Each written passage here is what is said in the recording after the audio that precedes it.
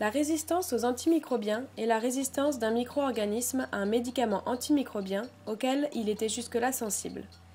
Les micro-organismes résistants, bactéries, virus et certains parasites, peuvent résister à l'attaque des antimicrobiens de sorte que les traitements classiques deviennent inefficaces et que les infections persistent et peuvent se propager.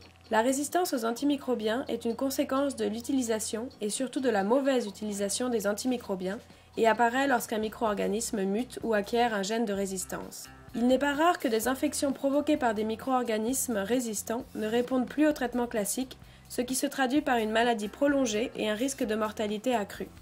La résistance antimicrobienne compromet l'efficacité du traitement car les patients restent contagieux plus longtemps, risquant ainsi de propager des gènes résistants à d'autres. Lorsque les infections deviennent résistantes aux médicaments de première intention, des traitements plus coûteux doivent être utilisés. Par la suite, les dépenses de santé et la charge financière pour les familles et la société accroissent également. Le développement des échanges et des voyages au niveau mondial permet aux micro-organismes résistants de se propager rapidement vers des pays et continents éloignés. L'usage inadapté et irrationnel des médicaments offre des conditions favorables à l'émergence, à la propagation et à la persistance de micro-organismes résistants. Par exemple, lorsque les patients ne prennent pas l'intégralité du traitement antimicrobien prescrit ou lorsque des antimicrobiens de mauvaise qualité sont utilisés, des germes résistants peuvent émerger et se propager. La leishmaniose est une maladie causée par des parasites. Dans la plupart du monde, plus de 95% des patients qui n'ont jamais encore été traités répondent aux antimoines, les médicaments de première intention recommandés. Cependant, la région du nord du Bihar, en Inde, est la seule dans le monde à rapporter un large échec face aux antimoines. En effet, 36% des patients ne répondent pas au traitement.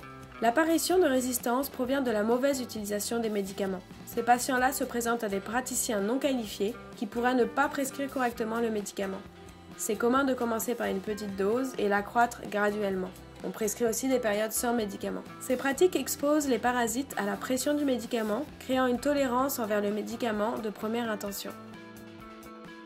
Le pneumocoque est l'agent pathogène le plus identifié dans les cas d'infection respiratoire. Cependant, ces infections peuvent être causées par des virus tels que le rhume.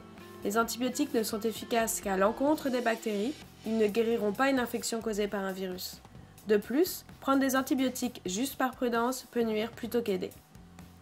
C'était le cas de la France dans les années 2000, qui consommait plus d'antibiotiques que les autres pays européens et affichait le plus haut taux de résistance à la pénicilline. En 2002, le gouvernement français a mis en vigueur une campagne publique afin de diminuer le nombre d'ordonnances, surtout pendant les grippes saisonnières.